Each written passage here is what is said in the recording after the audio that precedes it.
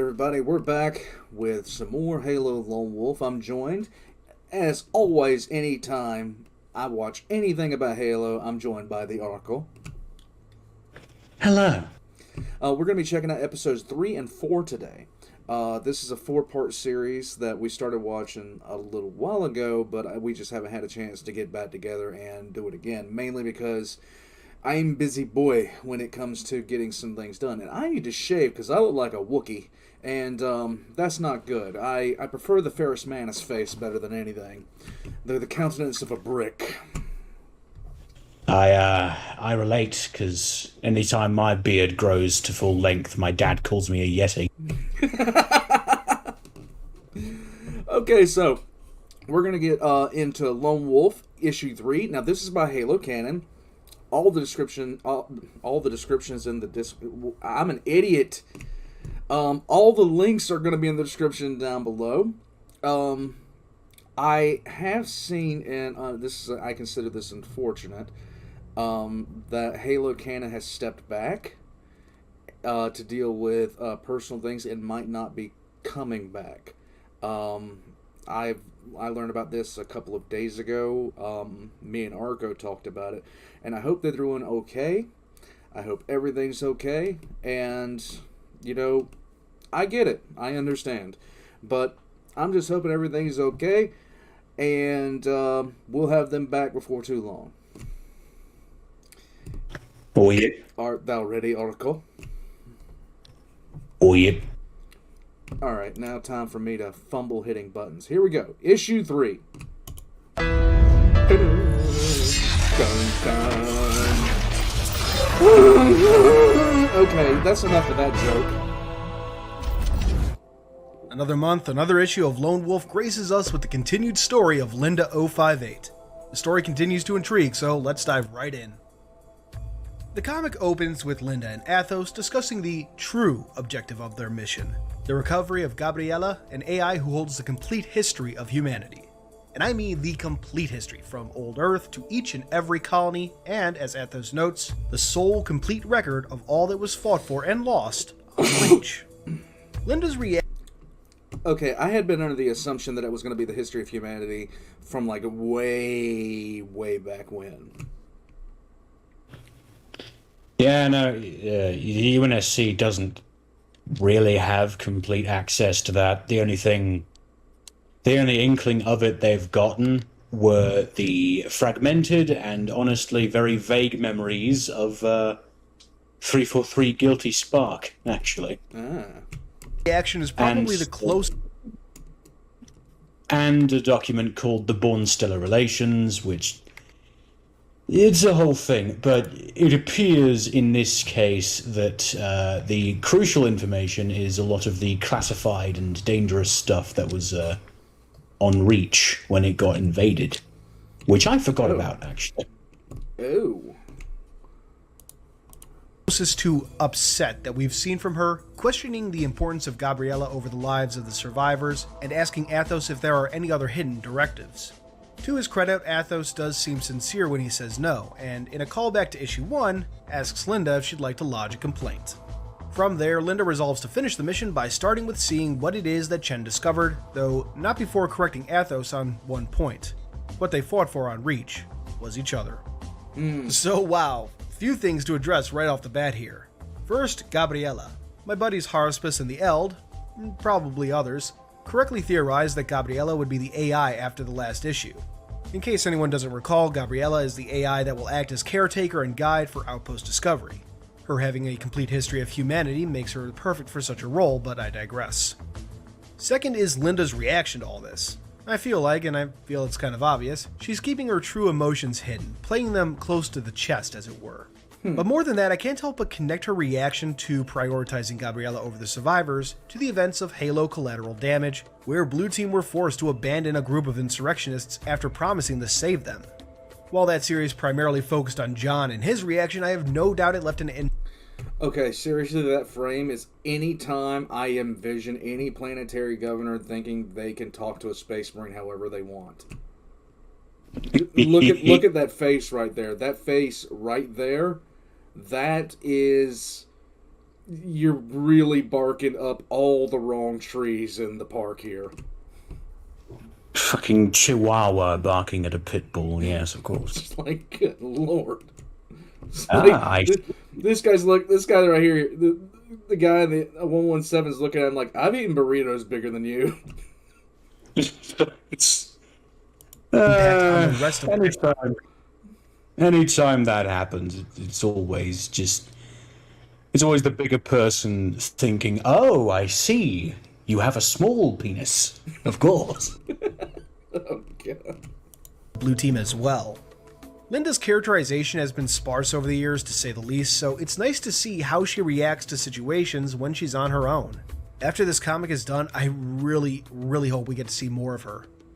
Moving on, we find Shell talking to Chen, who reveals he knows that she didn't destroy Linda's ship. Shell also realizes that whatever Chen is working on, it isn't a nav unit. Meanwhile, the Covenant forces prepare for a final assault.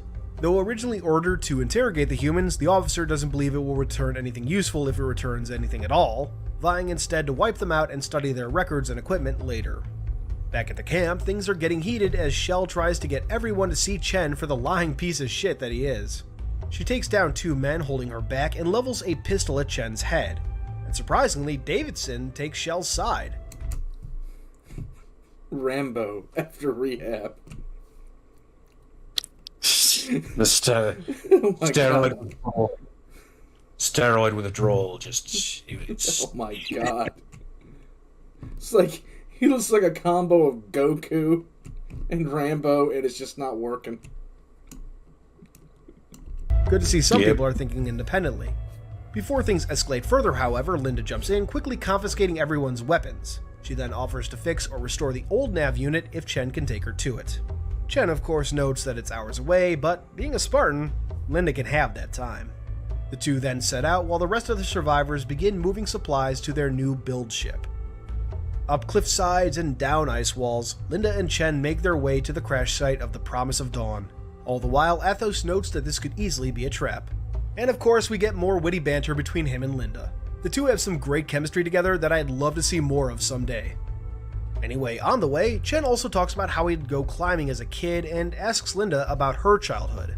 Oddly, she seems to openly acknowledge that she was a child soldier in front of Chen, and Chen seems to know that Spartans, quote, start early.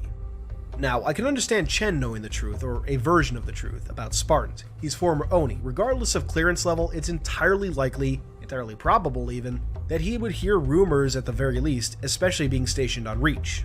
What strikes me as odd, though, is Linda being somewhat open about her past. Wasn't, at this point, didn't, everyone know what happened with the Spartans?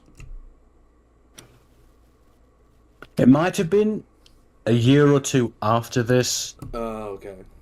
Jake, although, given that Chen is former Oni, and given that this particular... Yeah, he might know, and also the population of this specific planet might not, because they didn't even realize the war was over. Ah. Although, in defense of the comic, I do think that she could be doing this to gain Chen's trust, get him to open up. But anyway, the conversation continues as Chen notes his disillusion with the UNSC and questions whether Linda is able to make a real choice as a result of her upbringing. Linda notes that following orders is the foundation of the UNSC, Chen in response bringing up the brick-by-brick destruction of the Bastille prison during the French Revolution so that it couldn't be used against the people ever again. Chen brings this point around to tearing down the UNSC to its foundation and, again, asking if Linda is even capable of making her own decisions. There's a bit of irony in Chen's questioning considering that, throughout this series, Linda has regularly been making her own decisions, often to the chagrin of Athos. As they continue, Chen almost steps on a mine but is saved at the last minute by Linda. And just as Covenant forces appear over the horizon, the two come across the crashed Promise of Dawn. Chen shows Linda where she can access the nav unit, but as Linda is placing Athos, hoping that he can revive Gabriella, the ship shifts, pinning Linda's arm. The comic implies that Chen did this, but at least to me, it's not all that clear how. The ship is earlier depicted as if it were being held up by struts or something, and maybe Chen had some way to remove them, maybe by remote control, but I'm really not sure what happened.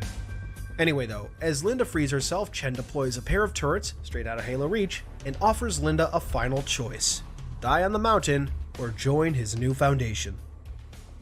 And that brings the issue to a close. A lot happened here as the plot really got into full swing. The discussion between... He literally just pointed his Starship's guns at her and been like, want to join my super secret club? Holy shit. You fucking what, mate? I gotta appreciate somebody that has that level of resource management. Between Chen and Linda is very insightful, as we not only see that Chen may have already accessed some of Gabriella's information, but we also get a reason, though I suspect not the true reason, why he doesn't trust the UNSC to have humanity's best interests anymore. He doesn't come across as the insurrectionist type though, so I suspect his reasoning is something more than just decentralization. The next issue, I hope, may address this. We also learn that no one is yet aware of Athos. Interestingly, when Linda frees her hand from under the Promise, she isn't holding Athos' chip. I suspect that before freeing herself, she managed to plug his chip into the Promise, and that this will play a role in how she's ultimately able to deal with the turrets currently pointed at her. Ultimately though, the final question is whether Linda will pull the trigger on Chen at the end of the comic, which I really hope she will. While I did say earlier that we haven't gotten much in the way of characterization for Linda over the years, what we do know makes me feel that Linda letting Chen go would be a little out of character depending on the situation. Through these comics, we've had brief flashbacks to Linda's pre-Spartan childhood, and we have seen Chen with a baby at least a couple times. Maybe some sympathy for a child needing a parent will play a role or something. Either that or she's going to be forced to choose between killing Chen and rescuing the survivors. The latter seems more likely at this point, especially given the next issue's description. In her final confrontation with the rogue scientist Dr. Chen, Spartan Linda 058 and her AI companion find themselves in a race against time to end the threat posed by the disenfranchised doctor and evacuate the endangered civilian settlement before Covenant forces overwhelm them all. So yeah, Linda may have to make a choice. We'll see in a month's time. April can't come soon enough. But those are my thoughts. What are yours? Let me know in the comments below. Thanks for watching, and until next time, this has been Halo Canon. I gotta say, I'm not sure what Chen's endgame is at this point, but I'm pretty sure that she's gonna have to take him out. I mean, I think at the end, the end goal of this is going to be to take him out, and I don't think anybody's going to be happy at the end, considering. But the Spartans are going to have to make, like, that's the thing, they have to make sacrifices for everything. I mean, they can't do everything. It's kind of the same with the Space Marines and 40K. They just can't do everything, or they just choose not to. But I don't know how she's going to do both at the same time with this. I don't remember how this comic series ends, so I'm curious. Well, there we go. So let's get on with episode 4. And here we go. Last one in the series. Starting it. I'm not going to do it. I promise. It's so difficult not to be stupid. Hey Canonites, welcome back. Lone Wolf issue 4 finally released, concluding our dive into the character of Linda 058. It's been a pretty good run thus far, so let's dive into this final issue and see if it can stick the landing. Naturally, we pick up where we left off, with Chen about to kill Linda. While Chen tries to retrieve Gabriella from the Promise of Dawn, Linda dodges bullets from his defense turrets. He also removes Athos before trying to run away. Meanwhile, in the settlement, Shell and Davidson prepare to use a bomb to collapse a nearby escape route to force survivors to the new build ship. They're caught by Hala, but Shell disarms her and shoots a grunt that had shown up, saving her life. Back in the mountains, Chen again accuses Linda of being a machine, saying that she should leave to help the survivors, that there's nothing he can do anymore. One thing I did not see in the last episode was the crazy eyes. And I'm hoping that doesn't continue, because that takes away for whatever reason, it just gets to me, it makes me laugh, and I don't know what takes away from the scene. It's just like, yes, I'm looking at you like a complete psycho. Linda disarms Chen, taking back Athos, and grabs the container holding Gabriella. And here we see Chen's motivations laid bare, his hypocrisy come to light. Chen had been lying to his fellow survivors, only a few having an idea of Chen's goal to steal away Gabriella. As Linda says, a need-to-know basis just like the UNSC. Further, it turns out that the nav unit is already on the new build ship, the trip to the Promise being solely to use Linda to retrieve Gabriella and steal the AI away. In short, Chen is a total piece of shit. Surprise. Linda notes that she should, kill Chen, but then says that saving the survivors is her priority now. She considers causing an avalanche to take out the Covenant, but worries about how many survivors it would kill. Luckily, with Athos back in hand, there's a solution. Athos reveals that Chen was the one who blocked comms, meaning that he could unblock them. Chen, all but defeated, admits to this, meaning that they could warn the survivors first, and that he could set off the avalanche too. Linda considers this, and to ensure that Chen doesn't just run away or isn't captured by the Covenant, she shoots him in the leg. I used to be a mad scientist like you, but then I took a pistol round in the knee. She just shot him with the most devastating weapon in the history of mankind. Like, how is he breathing? Was an absolutely perfect way to conclude things between Chen and Linda. We have Linda throughout the engagement once again proving that Chen's notions about her are completely wrong. She could have killed him at any point, but instead chooses to dodge bullets from the turrets and disarm Chen. In the end, though, she does leave him for dead, fulfilling her orders, but also leaving him with a chance to earn some redemption for all that he's put the survivors through. It's a wonderful look into Linda's mindset, without compromising her or forcing any odd arc about learning a lesson or some such, as I had worried about early on. Yes. Back at the camp, Shell is trying to get the survivors onto the new build ship, which oddly looks like an oversized Condor. Shell and Davidson are searching the ship when Chen's voice comes over the comms. He apologizes for what he'd done in the last year, lets them know where the nav unit is, and then blows up the Promise of Dawn, causing the avalanche. With the avalanche coming, everyone rushes into the ship except Hala, who still wants to wait for Chen. Shell decides that she won't abandon Hala, but luckily both women are saved by Linda, who apparently has a jetpack now. These definitely aren't the integrated thrusters like we see in Halo 5, because she's literally flying around for a bit with them. They remind me a bit more of the integrated thrusters, or jets, whatever you want to call them, that we see in the Halo 4 prologue, that Chief briefly uses in Halo 4, or that we see in the animated version of Halo the Fall of Reach. There's an animated version of Halo the Fall of Reach? Yes, although it has a few imperfections. Okay. Look at this one right here. Like, that looks like something out of Cartman's fever dream. That definitely does. That is Cartman in his fever dream. It's really odd, though, that she seemingly didn't use these before, especially when she was jumping up a cliff face in the last issue. Anyway, though, moving on. The comic comes to a close with Linda being debriefed by the Oni agent from the first issue, Athos complimenting her on her performance, and with a couple of surprised guest appearances. Indeed, those other Spartans are Hazel A302 and Owen B096. The last panels show Gabriella at Outpost Discovery, greeting guests, and, in a callback to Linda's comments on Reach back in issue 1, telling the tale of the fall of Reach. As something of a double reference, Gabriella says, quote, "The fall of Reach began not with a bang, but with a whisper." This is a reference to T.S. Eliot's poem The Hollow Men, which ends with the lines, "This is the way the world ends, not with a bang, but with a whimper." Cortana also references this poem in the Halo 3 announcement trailer. This is the way the world ends. And the Cortana letters from 1999. It's a pretty cool way to end the comic, in my opinion. And that concludes Halo Lone Wolf, a fantastic comic that tells a kind of story we haven't really seen in the Halo comics before, and gives us a long overdue insight into the original Lone Wolf Spartan, Linda 058. Linda's characterization throughout was fantastic, showing a wit that we probably previously could have speculated at but never really got to see.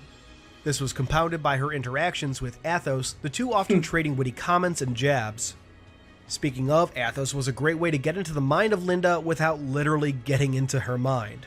While I certainly wouldn't have been against keeping Linda's dialogue mostly internal, I think that would have resulted in some missed opportunities that this comic was otherwise able to capitalize on. Chen was an interesting antagonist, and though I enjoyed him overall, I do feel like we didn't get the chance to dive into his motivations as much as I would have liked. The story overall was great, set a year after the fall of Reach, after the end of the Covenant War, and explores some of the issues left in the war's wake, such as people once thought lost or dead suddenly showing up again.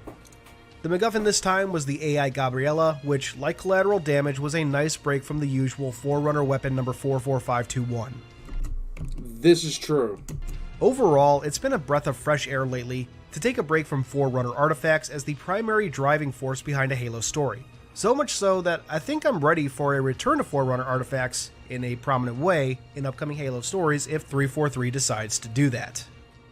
One thing that did bother me at the end though was the appearance of Outpost Discovery. While it ultimately ties in well to themes brought up earlier in the comic, it did feel a bit jarring. I think I would have preferred a final exchange between Linda and Athos, or a final line from Linda, but the tie-in wasn't a deal breaker or anything. With Lone Wolf concluded, it's time for our rating. With careful consideration, I'd give Halo Lone Wolf an 8 out of 10. A slight step up from Collateral Damage, but not perfect. In Okay. short, good. But these are just my thoughts. What are yours? Let me know in the comments below. Thanks for watching. I hope you enjoyed this comic and these reviews. And until next time, this has been Halo Canon. What'd you think? Fun fact, Outpost Discovery is a real expo that people can actually go to. Really? In real life. Yes. And those two Spartans that appeared at the end of this comic, Hazel and Owen, are actual, they're characters, but they're also played by real actors in Oh, okay. full-on at Outpost Discovery. Where is that? I think it moves around, I'm not sure. Okay. Yeah, this... I like hearing about the original Spartans. So we see, of course, we played John's story, and now we've heard about Linda. I am still bitter about the fact that one comic handled the gang getting back together so poorly. I'm still bitter about that. But this was a kind of a welcome thing to see another one of the, ones of John's team in action. So me and Archo are going to talk after this, and we're going to figure out what's next in exploration of Halo. If you guys have recommendations for Halo, put them in the Request Reactions channel, of course, in the Discord. I'm going to be putting all of Halo Canon's links in the description down below, so go check those out, of course. Like and subscribe to this video, like and subscribe to their channel as well, and I have a Patreon if you guys would like to support the channel. All that things being said, though, Archo, we got to figure out what's next. We'll catch you guys next time. Say goodbye, Archo. Bye-bye.